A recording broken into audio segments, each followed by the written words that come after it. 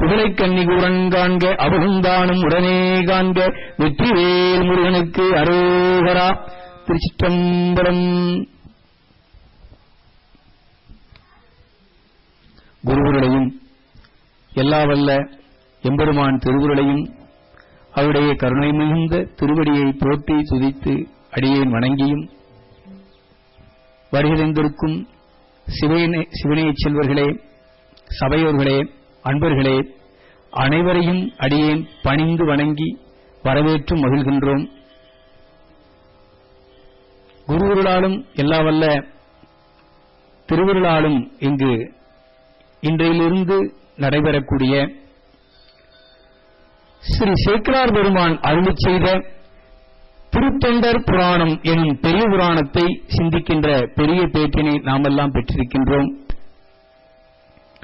அந்த வகையிலே அடியனுக்கு தாயார் என்று விளங்கி அருள்புரியும் முயங்கு முன்முளைவல்லி தாயார் உடனமரும் என் அப்பனாம், என் எந்தையாம், என் ஈசனாம் என்றும் அடியனுக்கு அருள்புரியும் முருகநாதப் பெருமானின் கருணை மிகுந்த பொன்னார் திருவடியை அடியேன் சிறமேற்கொண்டு சூட்டி வணங்கி, என்னையும் அடியனாக்கி என் இருவினை கட்டறுத்து என்னை ஆட்கொண்ட பன்னிரு தடந்தோல் வல்லல் ஆறுமுகச் செவ்வேல் சண்முகப் பெருமானுடைய கமலமலர் பாதத்தில் அடியேன் சரண் புகுந்து ஸ்ரீ சேக்கிழார் அருளிச் செய்த பெரிய புராணம் எனும் திருத்தொண்டர் புராணத்தை யாம் இனி சொல்லலுற்றோம். திருச்சிற்றம்பலம். அன்பர்களே, இன்று நமக்கெல்லாம் ஒரு இனிய நாளாக அமைந்திருக்கின்றது. இன்று சுவாதி திருநாள் என்று சொல்வார்கள். கேரளாவில் சுவாதி திருநாளை பெரும் பண்டிகையாக கொண்டாடுகின்ற வழக்கம் இன்று உண்டு. சுவாதி அப்படின்னு சொன்னா நம்ம தமிழ் அழகா சொன்ன சோதி என்று பொருள், விளக்கு என்று பொருள். நம்மளையெல்லாம் அறியாமை என்ற நம்மளை பற்றிருக்கின்ற இந்த அறியாமை இருளையெல்லாம் போக்கி சுடர்விட்டு பிரகாசிக்கின்ற ஞான ஒளியை தரக்கூடிய நாள் தான் சுவாதி திருநாள் என்று பொருள். இந்த சுவாதி திருநாளில் முக்தி பெற்றவர்கள் நம்ம அடியார்கள் எண்ணற்ற பேர்கள். அதில் குறிப்பிடத்தகுந்தவர்கள் நம் தலத்திற்கு வந்து தேவாரம் அருளிச் செய்த சுந்தரமூர்த்தி நாயனார். ஆடி மாதம் சுவாதி நட்சத்திரம், பங்குனி மாத சுவாதி நட்சத்திரம். அது இன்று காரைக்கால் அம்மையார் இறைவனோடு இரண்டர கலந்த நாள், பேருந்த பெருவாழ்வு பெற்ற நாள். அடியேனையும் ஆட்கொண்டு ஞானகுருவா என்றும் தோன்றா துணையாக விளங்கி வரும் மெய்கண்ட தேவர் இறைவனுடைய திருவடியில் கலந்த நாளும் ஐப்பசி சுவாதி திருநாள். இப்படி சுவாதி திருநாள் நம்மளுடைய அறியாமையை போக்கி அறிவொளியை ஏற்றக்கூடிய அற்புதமான திருநாளாகும். அப்படிப்பட்ட நாளிலே நாம் இன்றிலிருந்து பெரிய புராணம் எனும் திருத்தொண்டர் புராணத்தை சிந்திக்க இருக்கின்றோம். அதெல்லாம் நாம் கேட்பதற்கு ஒரு பேரு பெற்றிருக்க வேண்டும். இந்த பேர்களிலே பல பேர்கள் உண்டுங்க. பேருன்னா ரகரத்தில் பெறுதல் என்ற நிலையை சொல்வது. பொதுவா ஒரு குழந்தை அப்படி பெற்றால் நன்மக்கள் பேரு அப்படின்னு சொல்வோம். நல்ல மனைவியை பெற்றால் அது ஒரு பேரு, நல்ல வீடு மனை வாசலை பெற்றால் அது ஒரு பேரு. இப்படி பெயர்கள் பல உண்டு. அதில் முக்கியமான பெயர்கள் நம்ம பெரியவர்கள் சொல்ல 16 வகை பெயர்கள் நமக்கெல்லாம் தெரியும். 16 வகை பெயர்கள் இந்த உலகியல் வாழ்க்கைக்கு அவசியமான பெயர்களாகும். அதை வேண்டிதான் நம்ம எல்லா விதமான முயற்சிகளும் அந்த பெயர்களை பெறுவதற்காகத்தான் அத்தனை முயற்சியும் செய்கின்றோம். இது அபிராமி பெற்ற அழகா சொல்றார். என்ன கரெக்டா 16 வரும். கலையாத கல்வியும் குறையாத வயதும் ஒரு கபடி வாராத நட்பும் கன்றாத வளமையும் குன்றாத இளமையும் கழுப்பினி இல்லாத உடலும் சலியாத மண்பும் அந்த அகலாத மனைவியும் தவறாத சந்தானமும் தாளாத ஈர்த்தியும் மாறாத வார்த்தையும் தடைகள் வாராத கொடையும் தொலையாத நிதியமும் கோணாத கோடும் ஒரு துன்பமில்லாத வாழ்வும் அப்படின்னு ஒரு 16 பேர்களை சொன்னார். அந்த 16 பேர்களுக்கு மேலான ஒரு பேர் உண்டுங்க. அந்த பேச்சினை பெறுவதுதான் மிகப்பெரிய பேரு. அந்த ஒரு பேச்சினை பெற்றால் போதும், மற்ற பேர்கள் எல்லாம் ஒரு பொருட்டே இல்லை. அந்த பேர் தான் சிவப்பேரு. சிவன் அருளை பெறுவதற்கான பேரு. அப்படிப்பட்ட சிவன் அருளை பெறுவதற்கான ஒரு எளிய வழி, அந்த பேச்சினை பெறக்கூடிய எளிய வழியைத்தான் நம் முன்னோர்கள், முக்கியமாக திருத்தொண்டர்கள் நமக்கெல்லாம் சான்றோர்களாக வாழ்ந்து காட்டினார்கள். அப்படி பிற அடியவர்களுடைய வரலாற்றை நாம் கேட்பதன் மூலம் சிவனருளை நாம் மிக எளிமையாக பெற முடியும். அந்த வேளை திருத்தொண்டர்களின் வரலாற்றை கேட்பது மிகப்பெரிய பேறு. அந்த பேரினை நாம் என்றிலிருந்து குருநாதப் பெருமானுடைய பெரும் கருணையினால் நாம் பெற இருக்கின்றோம். அதெல்லாம் இந்த பேர் எத்தனை பேருக்கு கிடைக்குமே தெரியாது. நமக்கெல்லாம் கிடைத்திருக்குன்னா அது முருகன் அவருடைய திருவுருளே தான். இந்த இடத்துல நம்ம இன்னொன்று சிந்தித்துக் கொள்ள வேண்டும். இப்படிப்பட்ட பேட்டிலை நம்ம பெறுவதற்கு ஒரு களம் வேண்டும், காலம் வேண்டும், இறைவனுடைய திருவருள் வேண்டும். அந்த வகையிலே நமது ஐயா அவர்கள்லாம் இந்த இதுக்கு வித்திட்டார்கள். ரொம்ப முக்கியம் இல்லையா? அந்த வித்து முக்கியம். அது ஐயா சொன்னே நமக்கு முருகனாருடைய வாக்காக தெரிந்தது. அந்த வகையில அது நமக்கெல்லாம் ஒரு பெரும் பேரு. அந்த வகையில் அந்த பெரும் பேச்சினை நாம் இன்று பெற்றிருக்கின்றோம். 16 வகை பேர்களிலே மேலான பேரு அபிராமி பெற்ற அழகா சொல்ல பாருங்க. துய்யனின் பாதத்தில் அன்பும் உதவி பெரிய தொண்டரோடு கூட்டு வேண்டாய். இதான் 16 பேருக்கு மேல உள்ள பேருங்க. அதான் மேலான பேரு. அடியவர்களுடைய கலந்து இருப்பதும் அவர்களுடைய செய்திகளை கேட்டு மகிழ்வதும் தான் இருக்கையிலே மிகப்பெரிய பேரு. அந்த பேட்டினை ஒருவர் எளிமையாக பெற்றார்களானால் அது பெரிய தவம் செய்தவர்களுக்கு தான் கிடைக்கும். அந்த பேட்டினை திருத்தொண்டர்களுடைய அவர்களுடன் வாழ்ந்திருக்கின்ற பேரு, அவர்களை பற்றி செய்திகளை கேட்கின்ற பேரு, இப்படிப்பட்ட திருக்கூட்டத்தில் அமைந்திருக்கின்ற பேரெல்லாம் யாருக்கு கிடைக்கிறதோ அதுதான் 16 பேரின் மேலான பேராகும். அந்த பேரு ஒருவருக்கு கிடைத்துவிட்டால், ஒரு ஆன்மாவுக்கு கிடைத்துவிட்டால் அவர்கள் மிக விரைந்து சிவனருளை பெறுவார்கள். சிவனருளை பெற்றுவிட்டால் மற்ற பேர்கள்லாம் சாதாரணமா போயிருங்க. ஒரு கம்பெனிக்கு ஒருத்தர் வேலைக்கு முயற்சி எடுத்துக்கிட்டு இருந்தார். அவர் அந்த கம்பெனிக்கு குமாஸ்தா வேலை கிடைச்சா பெரிய பேருன்னு நினைச்சார். அவர் 5,000 ரூபாய் சம்பளம் கிடைக்குமே, எப்படியாவது இந்த வேலையை வாங்கிடணும் அப்படின்னு சொல்லி சாமியினால் நமஸ்காரம் பண்ணி பிரார்த்தனை பண்ணி அந்த நேர்முகத்தேர்வுக்கு அந்த கம்பெனிக்கு போனார். இவருடைய பயோடேட்டா இதெல்லாம் பார்த்து அந்த கம்பெனி ஓனர்லாம் படிச்சு பார்த்தாரு. அப்ப நீ கிருஷ்ணசாமி பையனா அப்படின்னு கேட்டார் முதலாளி அந்த எஜமான். ஆமாங்கய்யா, எங்க அப்பா உங்களுக்கு தெரியுமா? நல்லா தெரியுமே, அவரு ரொம்ப உத்தமமானவராச்சு, அவருடைய பிள்ளையா நீ, உனக்கு நிச்சயமா வேலை உண்டு அப்படின்னாரு. இவருக்கு ஒரே சந்தோஷம். பரவாயில்ல, நமக்கு எப்படியா நீங்க வேலை கிடைச்சிடணும். அவர் சொன்னார், உனக்கு அந்த வேலை வர முடியாது, மேனேஜர் வேலை காலியா இருக்கு, உனக்கு அந்த வேலையை தர்றேன், 25,000 ரூபாய் சம்பளம் அப்படின்னாரு. அந்த கம்பெனியில மிக உயர்ந்த பொறுப்பு, மிகுந்த பதவி, மேலாளர் பதவி. இவர் நாடி போனது சின்ன பேரான ஒரு சின்ன வேலையைத்தான் நாடி போனார். ஆனா அவர் கிடைச்சதே பெரிய வேலை. பெரிய வேலை கிடைச்சவருக்கு நிறைய சம்பளம் கிடைக்கும், மற்ற சின்ன வேலைகள்லாம் அவருக்கு ஒரு பொருட்டா தெரியாது. அதனால சிவனருளை பெற்றவர்களுக்கெல்லாம் இந்த உலகில் 16 பேர்கள் எல்லாம் ஒரு பேராகவே தெரியாது. இது நம்ம கேட்க வியப்பா இருக்கும். இந்த 16 பேர் நல்ல செல்வ வளம், நல்ல மக்கள் பேரு, நல்ல வீடுமனை வாசல், நல்ல சுகபோக வாழ்க்கை, இதைத்தானே அந்த பேரு நடித்துக் கொண்டிருந்தோம். அதை விட மேலான ஒரு பேர் இருக்கின்றதா?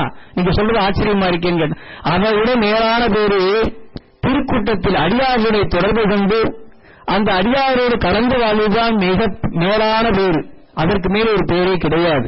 அந்த பேருடைய அருமையைத்தான் நமது மாணிக்கவாசக பெருமான் அழகா சொல்றார். மாணிக்கவாசக பெருமான் பெரும் ஞானி, நம்ம நாட்டுக்கே ஒரு காலத்தில் அமைச்சராக இருந்தவர், அத்தனையும் பெற்றவர், பெரிய சான்றோர், பெரிய ஞானி. ஆனால் இறைவன்ட்டு அவர் ஒன்றே ஒன்றுதான் வேண்டுகின்றார். உடையால் உந்தன் அடியிருக்கு உடையால் நடுவில் நீயிருப்பி அடியே நடுவில் இறுதியும் இருப்பதானால் அடியார் நடுவில் இருக்கும் அருளை புரியா என்றார். அடியார் நடுவில் இருக்கின்ற அருளை பெருமானே எனக்கு புரிய வேண்டும் என்று கேட்டார். சாமிகிட்ட பேர் அதை கூட எந்த பேரும் கேட்கல. அடியார் நடுவில் இருக்கின்ற பேரைத்தான் மிகப்பெரிய பேராக மாணிக்கவாசக பெருமான் பேசுகின்றார். அந்த பேர் மட்டும் ஒருவருக்கு கிடைத்து விட்டால் மித்த 16 பேர் சாதாரணமா வரும் அர்த்தம். அது ஒரு பொருட்டே கிடையாது. அந்த வகையிலே நாமெல்லாம் இன்றிருந்து ஒரு பெரும் பேற்றினை சிவனருளை பெறுவதற்கான அந்த அருள்புரத்தினை அந்த அருள்புரத்தினை பெற்ற சிவனடியார்களுடைய திருவருளாற்றினை நாம் கேட்கும் பொழுது அந்த ஆன்மாவானது என்ன நடக்கும்ன்றது நம்ம ஓரளவு சிறிய அளவுக்கு சிந்தித்துக்கலாம். அப்புறம் நம்ம வார வாரம் பேசிக்கும் போது நம்ம கொஞ்சம் விரிவா சிந்திக்கலாங்க. ஒருவர் கேட்டா எல்லாமே கிடைக்குமா அப்படின்ற சந்தேகம் நமக்கெல்லாம் எழும். நிச்சயமாக கிடைக்கும். கேட்டல் என்பதை நமது ஞானாசிரியர் மெய்கண்ட பெருமான் தவம்னு சொன்னார். திருவள்ளுவர் பெருமான் அதுதாயா உயர்ந்த செல்வம் சொன்னார். செல்வத்துள் செல்வம் செவிச்செல்வம், அச்செல்வம் செல்வத்தின் எல்லாம் தலை. யாரெல்லாம் கேட்கிறார்களோ அவர்கள் உயர்ந்த செல்வத்தை பெற்றார்கள் என்று பொருள். கேட்பதுல என்னங்க ஒரு உயர்ந்த செல்வம் நீங்க கேட்கலாம். அதுக்கு ஒரு நம்ம சாஸ்திரம் ஒண்ணு சொல்லுது. எல்லாருக்கும் ஒரு காலத்தில் இந்த உடம்புல இருந்து உயிர் நிச்சயமா பிரியும். அதை நம்ம எல்லாரும் ஒத்துக்கொண்டுதான் ஆகும். உண்மைதானுங்க. உண்மை என்றும் கசக்கும், ஆனாதான் உண்மை. ஒரு காலத்தில் உடம்பிலிருந்து உயிர் பிரியும் மரண வருவாயிலே. அப்படி பிரியும் போது, உடம்பிலிருந்து பிரியும் போது நம்மளுடைய உயிரானது எங்கே இருந்து பிரியும் அப்படின்னு ஒரு கேள்வி நமக்கெல்லாம் எழும். எப்படி போகுது இந்த உடம்பு விட்டு உயிர்? எப்படி உடம்புக்குள்ள போச்சுன்னு தெரியல, எப்படி உடம்பு விட்டு போகுது, எந்த வழியா போகும் அப்படின்னு கேட்டா, அதெல்லாம் 9 வாயில்களின் வழியாக செல்லும் சொல்லுவாங்க ஞான சாஸ்திரம். 9 வாயில் வழியாத்தான் உயிர் பிரியும். இதுல எருவாய், கருவாய். எருவாயின்றது நம்ம மோசன் போற பகுதி, வெளியே போற பகுதி, அது வெளியே உயிர் பிரியும். அது வெளியே ஒரு ஆன்மாவுக்கு உயிர் பிரிந்தால் அது மோசமான நரகத்தை அடையும் சொல்றாங்க. அது மோசமான நிலை, கீழே உயிர் பிரிந்தால் மோசமான நிலை. அது மறுபிறவியில் இருந்து இந்த உலகத்தில் ரொம்ப அல்லலும் துன்பமும் படும். அடுத்து எருவாய்க்கு அடுத்து கருவாயிலிருந்து உயிர் பிரியும். இந்த கருவாயின்றது நம்ம யூரின் போற பகுதி, சிறுநீர் கழிக்கின்ற பகுதி, அது வெளியே உயிர் போகும். 2வது அதுவும் ஏறத்தால் அதே மாதிரிதான். அது கடும் நரகத்தில் வந்து மறுபிறவி எடுத்து உழலும், துன்பத்தில் ஆளும். அதற்கடுத்து மேலான ஒரு மேல்நிலைக்கு வரும். அது எப்படின்னா வாயிலிருந்து பிரிகின்றது. 3வது என்னன்னா வாயிலிருந்து போறது. அது நரகத்தில் விழுந்து பல துன்பங்களை அனுபவித்து பின்பு மறுபிறப்பு எடுக்கும்போது இப்படி சாப்பாட்டுறாமனா போகும். வாய் வெளியே போய் சொல்லுங்க, நல்லா சாப்பிடுவாங்க அடுத்த பிரிவு எடுக்கும்போது. அடுத்ததாக ஒரு பிரிவு உண்டு. வாயிலிருந்து மேலே போனால் இடது மூக்கிலிருந்து பிரியும் அல்லது வலது மூக்கிலிருந்து பிரியும். இது எண்ணிட்டீங்கன்னா 5 வரும். 3, 2, 5. இந்த மூக்கிலிருந்து உயிர் பிரிந்தால் அதுவும் ஒரு வகையான நரகத்தில் விழுந்து ஆழ்ந்து பின்பு மறுபிறவி எடுக்கையிலே அந்த ஆன்மா இந்த உலகத்தில் இன்ப துன்பங்கள் சமமாக அது அனுபவிக்கும். அது இந்த முதிர்ச்சியான வாசனை பொருள்கள் மீது மிகுந்த இன்பம் கொண்டதாக திகழும். அப்படி ஒரு வாழ்க்கை அதுக்கு அமையும். அதுக்கடுத்து கண்ணில் இருந்து இடது கண் அல்லது வலது கண்ணிலிருந்து பிரியும். 5, 2, 7. இது எப்படின்னா அதுவும் இது கொஞ்சம் மற்றதெல்லாம் ஒப்பிடும் போது அது கொஞ்சம் பரவாயில்லை. இது ரொம்ப மோசமா போயிடாது, நரகத்தெல்லாம் வீடாது, ஓரளவு இருந்து பழையபடி மறுபிறவி எடுத்து அந்த ஆன்மாவானது பெரும் காட்சி பொருளே மயங்கி நிற்கும். உலகத்தே கண்டதெல்லாம் காட்சி, கொண்டதெல்லாம் கோரம் என்று திகழ் அந்த வாழ்க்கையை அனுபவித்து அது ஓரளவு ஒரு மீடியமான ஒரு நடுத்தரமான வாழ்க்கையை வாழும். இன்ப துன்பங்களை எல்லாம் கொஞ்சம் கொஞ்சம் அனுபவிச்சு போய் சேரும். அதுக்கடுத்து 8, 9 அப்படின்னு சொல்றது இடது காது வலது காது வலது காது. இதுதான் மேலான நிலை. எந்த ஆன்மாவுக்கு இடது காது வலது காதிலிருந்து உயிரானது பெறுகின்றதோ அது மேலான, அது இறந்த பின்பும் அது துன்பத்தில் நரகத்தில் விடாது. நல்ல ஒரு இன்பமான வாழ்வை இறந்த பின்னாடி அனுபவித்து மீண்டும் அது பிறப்பெடுக்கும். அது பிறப்பெடுக்கும் போது கற்றல் கேட்டலில் அது திகழும். இந்த உலகத்தில் பிறந்து அது இன்ப துன்பங்கள் அந்த ஆன்மாவுக்கு அவ்வளவாக தாக்காது. ஆனால் அது கற்றல் கேட்டலில் அந்த வாழ்க்கையானது செல்லும். அப்போது அந்த ஆன்மா நிறைய விஷயங்களை, ஞான விஷயங்களை கேட்கும். ஞானத்தை எல்லாம் கேட்டு நல்ல ஞானம் வரப்பெற்று கேட்பதனால என்ன வரும்? இப்ப நம்மள கேட்போம், இது இதுதான் சரியான பிறவிங்க. இந்த காதிலிருந்து அது மறுபிறவி அது பிறக்கும் போது நிறைய கேட்டல் விஷயங்களை செய்யும். அப்ப கேட்பது சாதாரண ஒன்றாக நம்ம சிந்திக்கணும். இது கடைசி நிலை. ஒருத்தர் கேட்டாருன்னு சொன்னார்னா அவர் சீக்கிரம் சிந்திப்பாருன்னு அர்த்தம். கேட்டதுக்கு ஒரு விஷயங்களை நம்ம எல்லாம் கேட்கின்றோம். கேட்டதுக்கு பின்பு அடுத்த ஒரு நிலை வரும் இல்லைங்களா, அதுதான் சிந்தித்தல். கேட்டதுக்கு பின்னாடி வீட்டில் உட்கார்ந்து சிந்திப்போம். ஏதோ சொன்னாங்களே ஞான சாஸ்திரத்துல நூல்ல இப்படி ஞானிகள் எல்லாம் இப்படி பேசியிருக்கின்ற விஷயத்தை கேட்டோம், அப்புறம் அதை பற்றி சிந்திப்போம். சிந்தித்தலுக்கு பின்னாடி அந்த ஆன்மாவுக்கு ஒன்று நிகழும். சிந்திச்சதுக்கு பேர் தெளிஞ்சிருவாங்க, தெளிவா இருப்பாங்க, அதுக்கடுத்து உறுதியா இருப்பாங்க. அவங்களை யாரும் ஒன்றும் பண்ண முடியாது. அந்த தெளிந்த விஷயத்தில் உறுதியாக நிற்பார்கள். அந்த உறுதியாக நின்ற ஆன்மாவுக்கு ஒன்று கிடைக்குங்க, அது அனுபவம் நிகழும். அந்த அனுபவம் சிவனருளை அது நுகரும். சிவனருள் அந்த ஆன்மாவுக்கு பரிபூர்ணமாக கிடைப்பதை அந்த ஆன்மா அனுபவப்பூர்வமாக உணரக்கூடிய நிலை. இதுதான் கேட்டதுக்கு பின்னாடி சிந்தித்தல், சிந்தித்ததுக்கு பின்னாடி தெளிவல், தெளிவதற்கு பின்னாடி நிட்டை அப்படின்னு சொல்லுவாங்க சமஸ்கிருதம். நிட்டை கூடல். ஒரு மரத்துக்கு போனாங்க, சாமி என்ன பண்றாரு, நிஷ்டையில் இருக்கிறாருன்னு சொல்லுவாங்க. நிஷ்டைன்னா அது அனுபவத்தில் இருப்பது. எந்த அனுபவத்தில்? இறை அனுபவத்தில் அவர்கள் இருக்கிறார்கள் என்று பொருள். அனுபவத்துக்கு வந்துடும். அப்ப கேட்டு சிந்திச்சு தெரிஞ்சாத்தான் அவங்களுக்கு அனுபவம் கிடைக்கும். என்ன அனுபவம்? இறை அனுபவம்.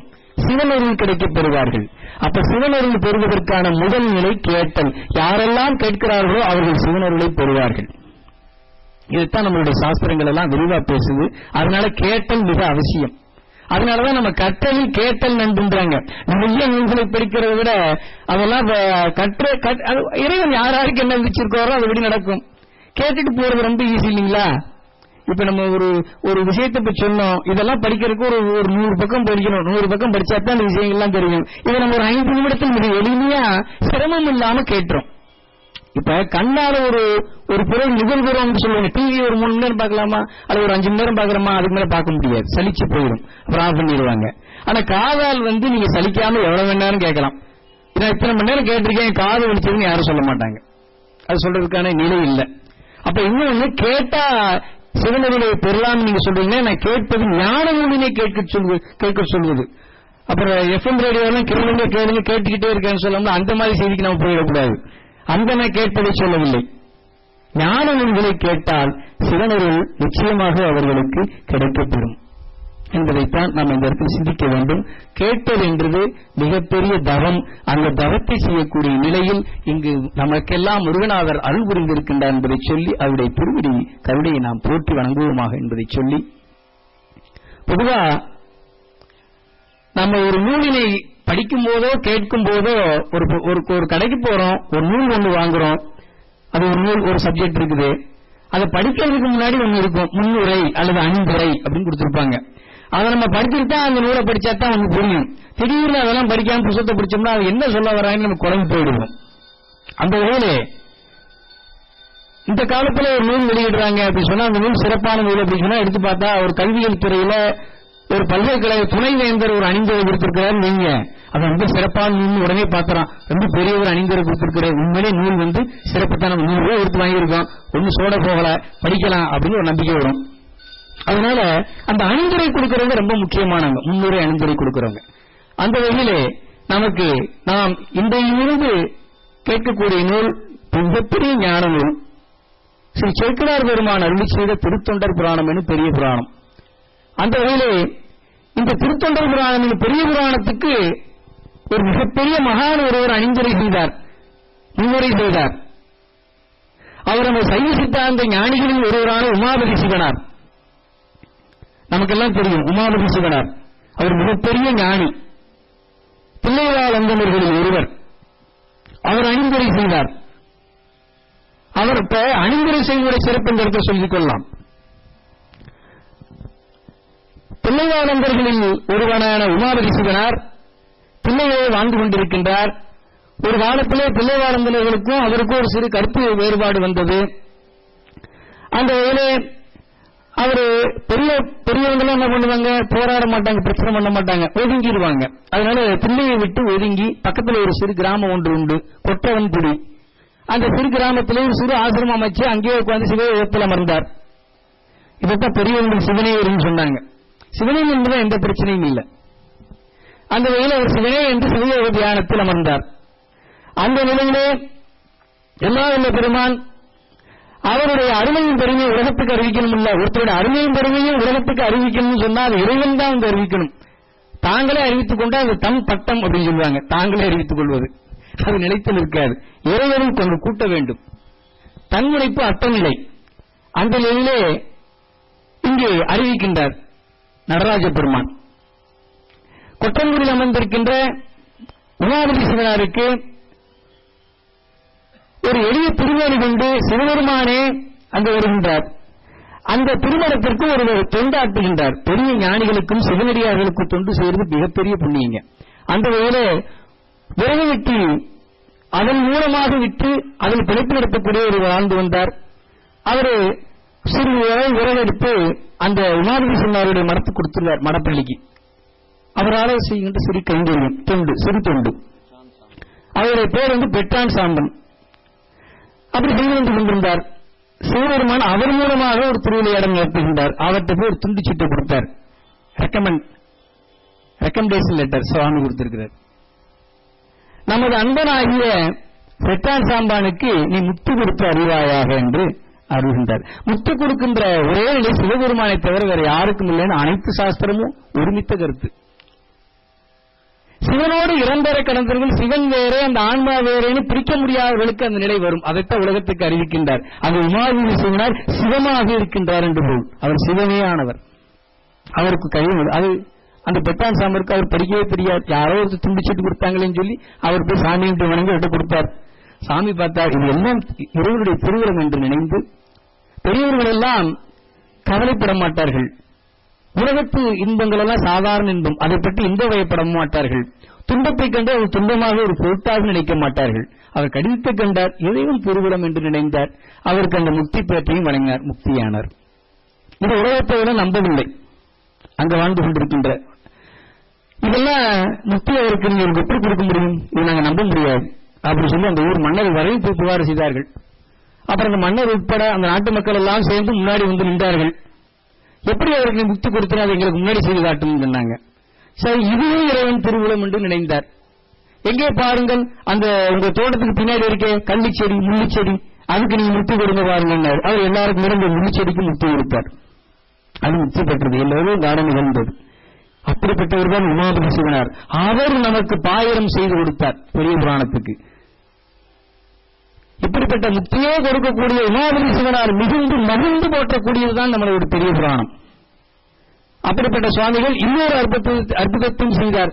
பிள்ளைவாளர்கள் அங்கு மகா உற்சவம் நடந்தது, 2 உற்சவம் நடக்கும், அதில் உற்சவம் நடந்தது. அந்த உற்சவத்தில் எப்போதுமே கொடியேற்ற வேண்டும் சிவாலயங்களில். கொடியேற்றினாங்க, ஏறவே இல்லை கொடி. அப்புறம் பெருமானிடம் அவர்கள் விண்ணப்பித்தார்கள், பெருமானே நாங்கள் செய்த பிழைகள் எல்லாம் பொறுத்துவிட வேண்டும் அப்படின்னு விண்ணப்பித்தார்கள். அப்ப அவர் சொன்னார், பொறுப்போம், கொற்றங்குடியில் நமது அன்பனாகிய உமாபதி சிவனை இங்கு கூட்டி வாருங்கள், அவன் கொடியேற்றுவான் என்று சொன்னார். இவர்கள் எல்லாரும் போய் அவர்கள் திருவடியை வணங்கினார்கள், மன்னிப்பு கொள்ள வேண்டினார்கள். அவரும் வந்து இறைவனுடைய திருவம் என்று நினைந்து அங்கு பிள்ளைவாளர்களும் அடியார்களும் அன்பர்கள் எல்லாம் சூழ்ந்திருக்க அந்த திரு கொடிமரத்தின் முன்பு நின்றார். இன்று கொடிக்கவி என்று அற்புதமான 4 பாடல்கள் தான், 4 பாடல்களை பாடினார். கொடி தானாகவே ஏறியது. என்றும் நாம் சிவாலயங்களில் கொடியேற்றும் போது அந்த கொடிக்கவி பாடக்கூடிய மரபு உண்டு. அப்படிப்பட்ட ஞான சாஸ்திரங்களில் ஒன்றாக இந்த 4 பாடல்கள் திகழ்கிறது. அப்படிப்பட்ட உமாபதி சிவனார் அருளுகின்றார் தான், அருளுகின்றார். என்ன அருளுகின்றார்? சேக்கிழார் புராணத்தை அருளுகின்றார். பெரிய புராணத்தை நமக்கெல்லாம் பாடி அருளி கொடுத்தாரா சேக்கிழார் பெருமான்? அவருடைய சிறப்பையும் திருத்தொண்டர் வரலாற்றுடைய சிறப்பையும் நமக்கெல்லாம் பாயிரமாக பாடி கொடுத்தவர்தான் உமாபதி சிவனார். அப்படி உமாபதி சிவனார் போற்றப்பட்ட சேக்கிழார் பெருமானுடைய அந்த உத்தமமான நிலையை நாம் சிந்தித்து பார்க்க வேண்டும். அந்த வகையிலே உமாபதி சிவனார் நமக்கெல்லாம் அருளுகின்றார். உமாபதி சிவனார் நமக்கு அருளி செய்த திருத்தொண்டர் புராண வரலாறு எனும் சேக்கிழார் புராணத்தை நாம் இன்று சிந்திப்போமாக. திருச்சிற்றம்பலம்.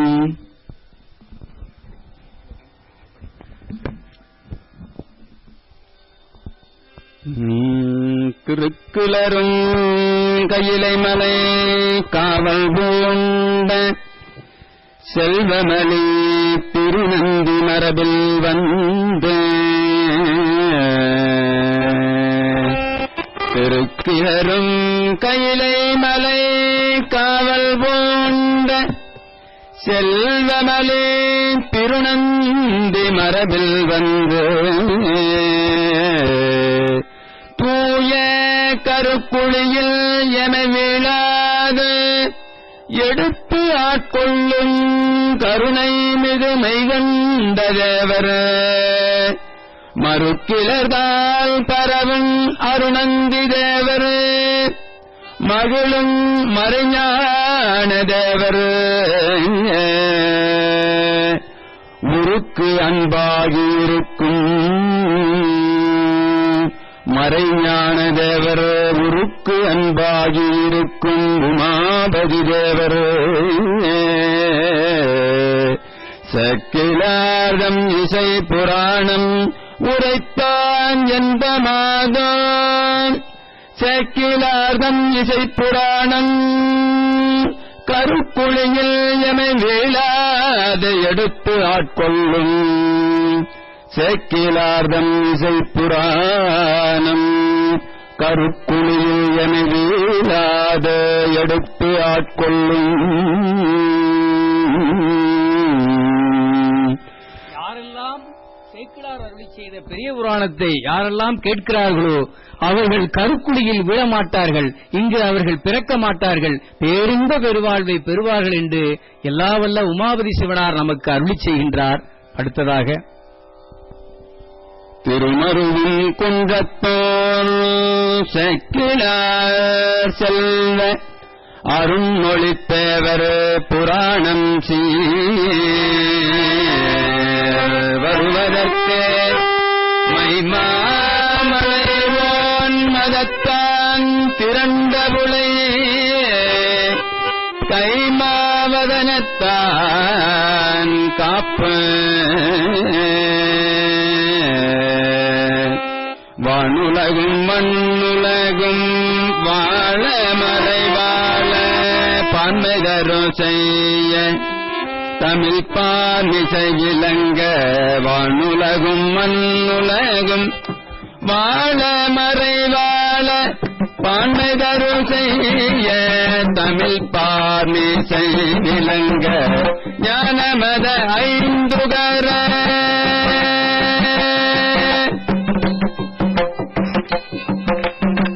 ஞானமத ஐந்துகர மூன்று வெளியிலால்வாய் யானை முகனே பரவி அஞ்சலி செய்கப்பாம் யானை முகனை பரவே அஞ்சலி செய்கப்பாம் சீராரும் சதர்மறையும் தில்லை வாழந்தனரும் பாராரும் பொலிமுனியும்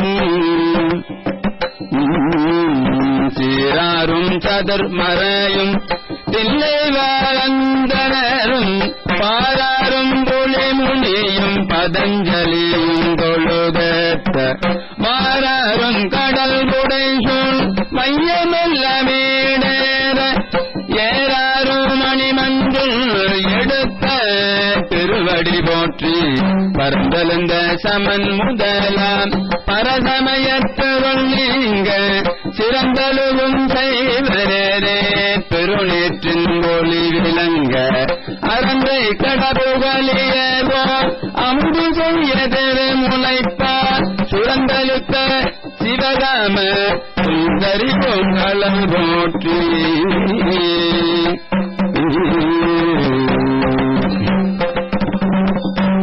மலரையனும் திருமாலும் காணாமை மதிமயங்க புலிமுனியும் பதஞ்சலியும் கண்டுகொள்ள புரிசடையார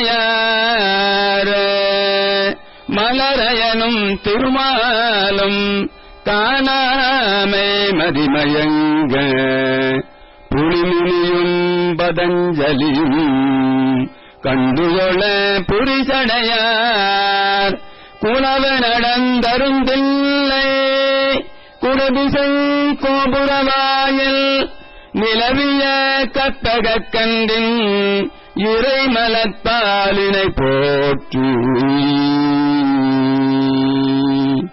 பாருமுகமும் பொருந்த பருந்து விருந்துணக்கழுது நீருமுகமாயமிந்து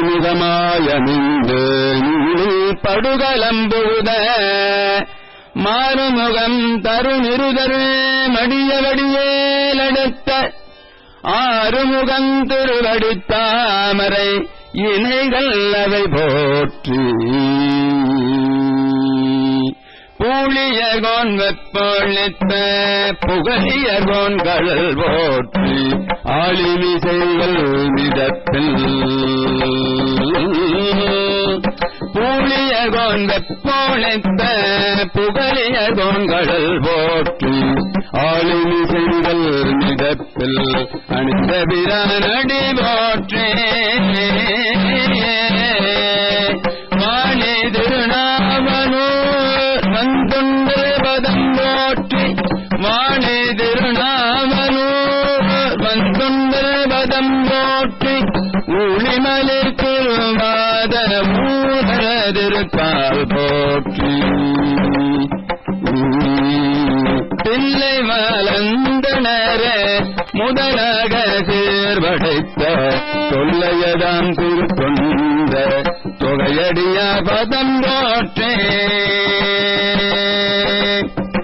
ஒன்னையவர் புராண கதை புலதறிய வெறிக்குறைத்த செல்வமலை குண்டத்தோ செக்கிழாரடி போற்றி தாய் மலர்ந்த முகத்தினலாய் தழுவே முளை தர வந்த நோய் மலர்ந்த பிறவி வரும் நுழையாமல் உலகுய தீமலந்த சடைக்கூப்பரு திருவருளால் செக்கிழார் வாய்மலந்த புராணத்தின் வரலாற வெறிப்புரைப்ப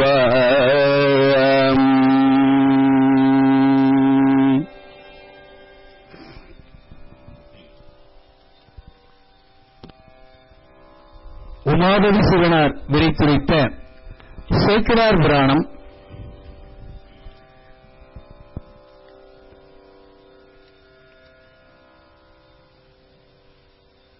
சிவபெருமான் அருளால் முக்தியே வழங்கிய உமாபதி சிவனார் பெரிய புராணத்துடைய சிறப்பை இங்கு விரிவாக பேசுகிறார். அதிலிருந்து சுருக்கமாக சில செய்திகளை இன்று சிந்திப்போமாக. சற்றேறக்குறைய இன்றிலிருந்து ஒரு 900 நூற்றாண்டுகளுக்கு முன்பு ஏறத்தாழ 12ஆம் நூற்றாண்டு அளவிலே நமது தமிழகத்தை அனபாய சோழர் என்ற சோழ சக்கரவர்த்தி ஆண்டு வந்தார். அவருடைய காலத்திலே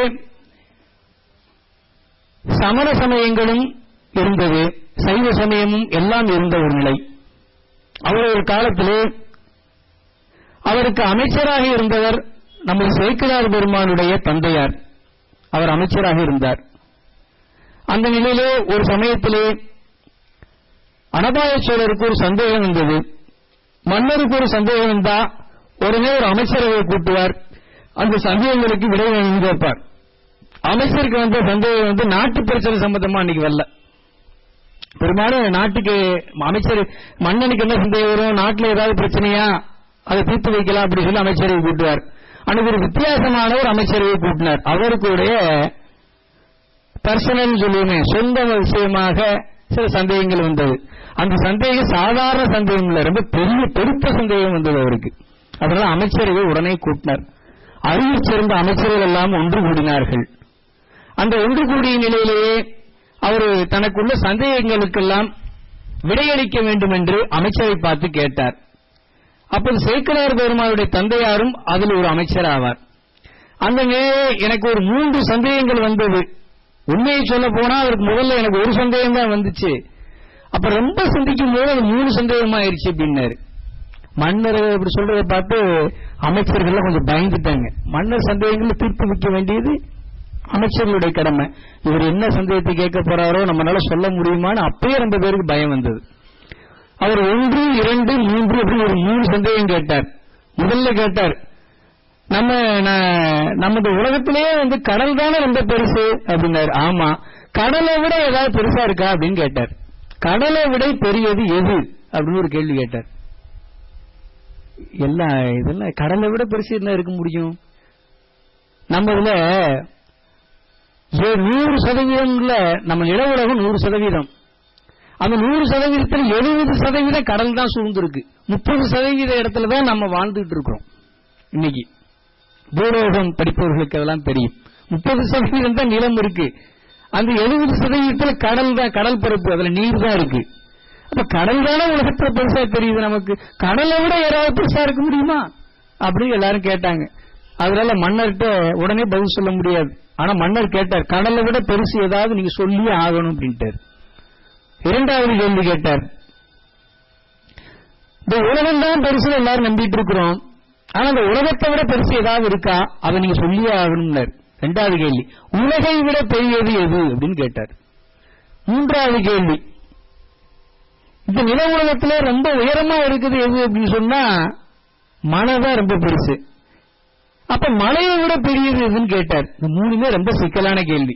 முதல் கேள்வி கடலை விட பெரியது எது, 2வது கேள்வி உலகை விட பெரியது எது, 3வது கேள்வி மலையை விட பெரியது எது அப்படின்னு 3 கேள்வி கேட்டார். இந்த 3 கேள்விக்கு ஏதாவது பதில் சொல்ல முடியுமா அப்படின்னு பார்த்தா எல்லா அமைச்சரும் குழம்பி போய் நின்றாங்க. மன்னா எங்களுக்கு கொஞ்சம் டைம் கொடுங்க, நேரம் கொடுங்க, நாங்க சிந்திச்சு நாங்க பதில் சொல்றோம் அப்படின்னாங்க. தாராளமா எடுத்துக்கங்க, இன்னைக்கு இரவு முழுவதும் நாளை காலையில இருந்து சொல்லணும் அப்படின்ட்டாரு. அதுக்கு மேல டைம் இல்லை. மன்னர் சொல்ற நம்ம அதை நிறைவேற்றி ஆகணும். எல்லாரும் அவர்கள் வீட்டுக்கு போனாங்க. ரொம்ப கவலைப்பட்டுட்டு உட்கார்ந்தார் சேக்கிழார் பெருமானுடைய தந்தையார். வெளியிருந்து வந்த குருகுல கல்வியெல்லாம் கற்றுக்கொண்டு வந்த சேக்கிழார் பெருமானுடைய தந்தையாரிட்ட பெயர், பெற்றோர்கள் இட்ட பெயர் அருள்மொழி தேவர். அவருடைய உண்மையான பெயர் அருள்மொழி தேவர். அதற்கு முன்பு இந்த 3 கேள்விக்கு பற்றி நம்ம சிந்திக்கிறதுக்கு முன்பு இந்த சேக்கிழார் என்ற பெயர் அவருக்கு எப்படி வந்ததுன்னு நம்ம சிந்திக்கலாம். கொஞ்சம் சேக்கிழார் என்றது குடிமரபு அப்படின்னு சொல்லுவாங்க. குடிப்பெயர். இப்ப நம்ம ஜாதி பெயர் சொல்ற மாதிரி இந்த காலத்துல குடிப்பெயர் ரொம்ப விளங்கி வந்தது. இந்த குடிப்பெயர் எப்படி வந்ததெல்லாம் அதுல இருந்து நம்ம குடிமக்கள்னு சொல்லுவோம். அந்த காலத்து மன்னர்கள் எல்லாம் ஒரு நாட்டை கைப்பற்றும் போது அந்த நாட்டில் உள்ள பல பேரை வெளியேற்றிடுவாங்க. புதுசா இவங்க குடியேற்றுவாங்க பொதுமக்களை. அப்படி சோழர்கள் காலத்துல குடியேற்றும் போது என்ன பண்ணுவாங்க, அந்த காலத்துல தொண்டை நாடை கைப்பற்றினாங்க. இன்னைக்கு இருக்கிற காஞ்சிபுரம் கைப்பற்றியவுடன் அந்த சோழ மன்னர் என்ன செய்தார்னு சொன்னா 48,000 வேளாளர்களை குடியேற்றினார். எத்தனை பேருக்கு? 48,000 வேளாளர்களை குடியேற்றினார். அந்த 48,000 பேரும் ஒரு சொல்லி சொன்னாங்களா, அந்த வாக்கை தவற மாட்டார்கள், வாக்கு தவறாத உத்தமர்கள். அப்படி நல்லவர்கள் 48,000 குடியேற்றனையும் அவர்களை சார்ந்த வர பொதுமக்களும் நல்லவர்களா தானாகவே மாறிடுவாங்க. சைவ சித்தாந்தம் சார்ந்த உயிரினுடைய இலக்கணம் என்ன? உயிருக்கு உண்மையான இலக்கணம் தெரியுங்களா? சார்ந்த வண்ணம் ஆதல். அவர்கள் எதை சார்கிறார்களோ அந்த வண்ணமா போயிடுவாங்க. நல்லோரை சார்ந்தால் அந்த வண்ணம், தீயோரை சார்ந்தால் அந்த வண்ணம், சடப்பொருளை சார்ந்தால் அந்த வண்ணம், இறைவனை சார்ந்தால் இறைவண்ணம். அப்படி மாறிடுவாங்க. அந்த வகையிலே 48,000 குடிமக்களையும் வைத்தார். அங்கு பல சான்றோர்கள் உருவானார்கள். அதனாலதான் சோழ நாடு, தஞ்சை மண்டலம் சோழ நாடுங்க. சோழ நாடம் சோறுடைத்து அப்படின்னு பழமொழி. தொண்டை நாடு சான்றோருடைத்து அப்படின்னு பழமொழி. சான்றோர்கள் நிறைய வாழக்கூடிய இடம் என்று சொன்னால் தொண்டை நாடு, இன்றைக்கின்ற காஞ்சிபுரம்.